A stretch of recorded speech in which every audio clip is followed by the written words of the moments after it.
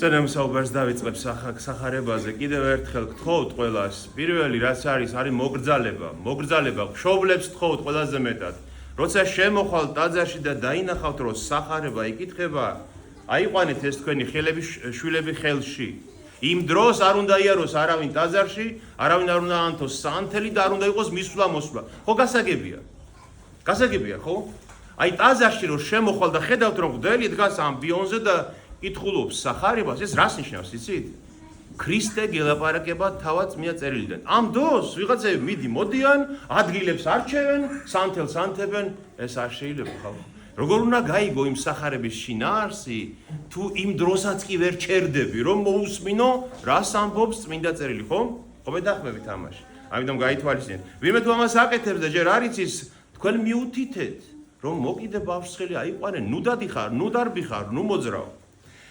ეს იყო მონაკვეთი მარკოზის სახარებიდან, როცა უკვე მესამე წელია ქრისტეს ამ ქვეყანაზე ყოფნის და მალე მას ელოდება ჯვარცმა. და ნახეთ რა საინტერესო ადგილია, რომ გალილეიდან ჩამოვიდა უფალი იუდეაში მას მტრობდნენ. აი სახარებაში რომ წერია ხოლმე რომ იუდეველებმა მოკლესო იესო, ეს რას ნიშნავს? იცით რომ გალილეველებმა კი არ მოკლეს. იუდეის ცხოვრებლებმა, იუდეველები პირველ რიგში ისინი იყვნენ. იუდეა იყო სამხრეთ ნაწილი ისრაელის და გალილეა იყო ჩრდილოეთი და გალილეაში ის უყვარდათ, იმიტომ რომ გალილეველი იყო თავად იესო, ხო? და აი იუდეაში მოდის. და ამ დროს უკვე უფალმა ორჯერ ნათქვამი აქვს მოწაფეებისთვის, რომ იერუსალიმში ავალთ, იქ ელოდება კაცის ტანჯვას, სიკვდილი და მესამე დღეს აღდგება. და აი ბოლოს უკვე მტრობა, უკვე სიკვდილი გადაწყვეტილი აქვს მის მტრებს, წინაწიგნობებს და ფარისევლებს და მღვდელმთავრებს და ისევ იუდეაში მოდის. და წერია რომ მოდიოდაო, გაკვირვებულები მოსდევდნენო ეს მოწაფეებიო და თან ეშინოდათ. რატომ? სადაც სიკვდილს გიპირებენ, კიდევ იქ მიდიხარ? ამას ფიქრობენ გულში მისი მოწაფეები. მაგრამ ეს რას გვეუბნება, იცით ჩვენ, რომ უფლის სიკვდილი არ იყო არც შემთხვევით, არც რაიმე უბედური შემთხვევა, მან ზუსტად იცის, რომ მესამე წელს ის უნდა შეიწიროს ადამიანთა დანაშაულის წოდების გამოსასყიდად და თავად მოდის იუდეაში კიდევ ერთხელ და იერუსალიმის აღმოსავლეთით ხო მდინარე იორდანე იყო და იორდანის გადაღმა იქ სადაც იოანე ნათლისმცემელი ნათლავდა ხოლმე ძალიან ხშირად იყო უფალი ცხოვლი იქ უყვარდა უდაბნოში ყოფნა უფალს რომ ჩვენთვის ეჩვენებინა რომ ხანდახან გაშორდით გაეცალეთ ამ ორომტრიალს, ამ აურზაურს, ამ წუთსოფლისა და უდაბნოში წადით. რა თქმა უნდა, ეხლა უდაბნოში ძნელია წასვლა, მაგრამ სოციალურ ქსელებს რო გავეცალოთ, ის უდაბნოში წასვლა დღეს, ხო? ასე რომ ხანდახან უნდა განმარტოვდე, რომ ღმერთთან მარტო დარჩე, რომ ელაპარაკო ღმერთს. აი, უფალი უდაბნოშია, იქ აქვს საუბარი, იქ ასწავლის მათ კიდევ მრავალ რამეს და ბოლოს მოდის მოწაფეებთან ერთად იერუსალიმისკენ და ეუბნება აი, ახლა ავდივართ იერუსალიმში და კიდევ იგი მესამე თუ მეორებს, რომ ელის ტანჯვა, შეურაცხყოფა, ფურთხება, აი ამას ამბობს, ფურთხება კაცის ძეს, თამას და სიკვდილს მიუსჯიან და წარმართებს გადასცემენ. ესეც კი იცის უფალმა, იმიტომ რომ ის ხო წინასწარ ხედავს ყოველივეს როგორც ღმერთი. რომ წარმართები მოკლავენ მას, ანუ სასჯელს აღასრულებენ მასზე წარმართები, რადგან იუდეველებს არ შეიძლება გრძელული კონდათ ვინმეს მოკლა, თუმცა ისინი მიუსჯიან მას სიკვდილს. და მესამე დღეს აღდგება იგი. და როგორც ჩანს, მოწაფეები ამას ვერ ხვდებიან, რას ამბობს უფალი. ბოლომდე მათ ეს გააზრებული არ აქვთ, ხო? ჩვენ ხო ამაზე ხშირად გვისაუბრია. აი შემდეგი საუბრიდან ჩანს, რომ მათ ეს ვერ გაიგეს. შეიძლება ისინი ფიქრობენ, რომ სიმბოლურად ხომ არ ამბობს რამეს. რაიმე მეტაფორულად ხო არ ამბობს, რომ აი მოკვდები, მესამე დღეს აღდგები, მაგრამ მოსდებენ, თუმცა ეშინიათ, იმიტომ რომ იციან, რომ იუდეაში მას საფრთხე ემუქრება. და ეს ჩანს იქიდან, რომ აი ამ საუბრის შემდეგ მოდიან მასთან იოანე და იაკობი, ზებედეს ძენი, მისი მოწაფეები, 12-დან 2, იოანე ერთ-ერთი ის იოანე ღვთისმეტყველი, მახარებელი იოანე და იაკობი, რომელიც მოწამეობრივად აღესრულა შემდეგ და ეუნებიან ესეთ რამეს, რომ გსურს რომ როცა შენს სამეფოში გაჯდები, შენს დიდებაში, ერთი შენს მარჯვნივ და ერთი შენს მარცხნივ დავსხდეთ, ხო? და რომელ სამეფოზე ეუნებიან, როგორ გონიათ თქვენ? ზეციურზე თუ მიწიერზე? მიწიერზე მათ გონიათ რომ ეს მალე გამეფდება უფალი. მათ გონიათ რომ ის მალე ისრაელში გამეფდება და ეუბნებიან რომ ჩვენ ხომ ყველაზე ერთგულები ვართ შენი, ჩვენ ხომ პირველნი ვართ, ჩვენ ხო უფრო მეტი ვართ და მოგვეცი მარჯვნივ და მარცხნივ ჯდომის უფლება. და ქრისტე ეუბნება მათ რომ არ გესმით რა სიტყვით. შეგიძლიათ ის სასმისი, ის ბარძიმი, ის თასი შესვათ, რომელსაც მე შევსვამ და შეგიძლიათ ის ნათლისღება ნათელიღოთ, რომლითაც მე ნათელ ვიღებ. რაზე ეუბნება უფალი? აი ის სასმისი რა არის? და ის ნათლისღება რა არის? მისი ტანჯვა მისი. შეგიძლიათ აი იმ ტანჯვაში გაიაროთ თქვენ, რომელ ტანჯვაშიც მე გავივლი. როგორ გონიათ რომ მათ რომ სწოდნოდათ რას ეუბნება, პასუხს გასცემდნენ რომ კი შეგვიძლია. გასცემდნენ ამ პასუხს? ალბათ არა.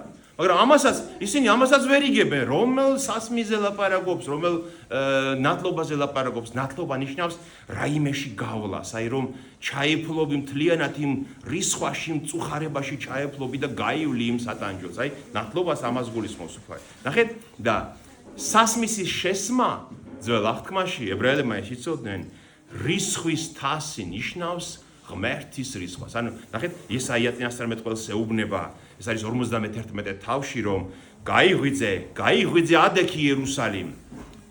ესაია ეუბნება იერუსალიმს, რადგან იცის რომ იერუსალიმი უნდა დაისაჯოს, იმიტომ რომ ის ვერ იცნობს მესიას. და შესვი რისხვის თასი, რომელსაც გაწვდის უფალი. და სხვა ადგილებში ბევრგან არის, ამიტომ უფალი ამბობს რომ აი ის რისხვის თასი, რომელიც თქვენ უნდა დაგელიათ ადამიანებს, მე უნდა შევსვა. აი ეს ღმერთის რისხვის თასი. ესმით, ყველა ჩვენთაგან, დავფიქრდეთ ჩვენს ცხოვრებაზე, ჩვენ ყველა მუღალატეთ უფალს. ხომ ასეა? აი ჩვენს ცხოვრებას რო გავიაზრებთ, ჩვენ ვერავინ ვერ შევასრულეთ ყველაფერი. ყველა მუღალატეთ უფალს, ოდესღაც ყველა ურწმუნონი ვიყავით, ოდესღაც ყველამ შევცოდეთ, ხომ ასეა? დღესაც ხომ ცოდავ. ამიტომ ის რისხვა ჩვენზე უნდა მოსულიყო.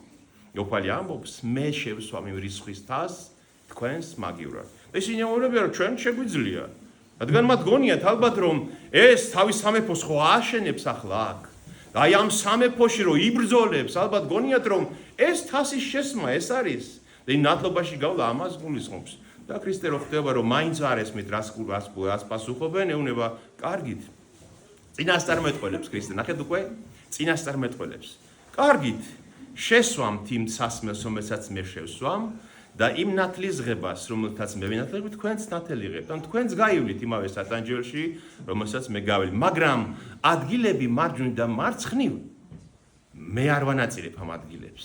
არამედ მხოლოდ მამა ღმერთის უფლებაა, რომ მისცეს იმად, ვინც ამას, ვისაც ის ინებებს. ნახეთ, ჩვენ კი ვერ ვიმსახურებთ რომელიმე ადგილს ღმერთთან. არამედ ნებისმიერი ადგილი სასუფეველში, სადაც ჩვენ მოხვდებით, ღმერთის წყალობაა მხოლოდ და მხოლოდ. ჩვენ არ შეგვიძლია ის ადგილი დავიმსახუროთ. ამას ამბობს უფალი. და ხო უწინასწარმეტყველებს რომ თქვენს ამ სასმის შესვამთ. ნახეთ, იაკობ მოციქული მოკლა ჰეროდემ ძალიან მალევე.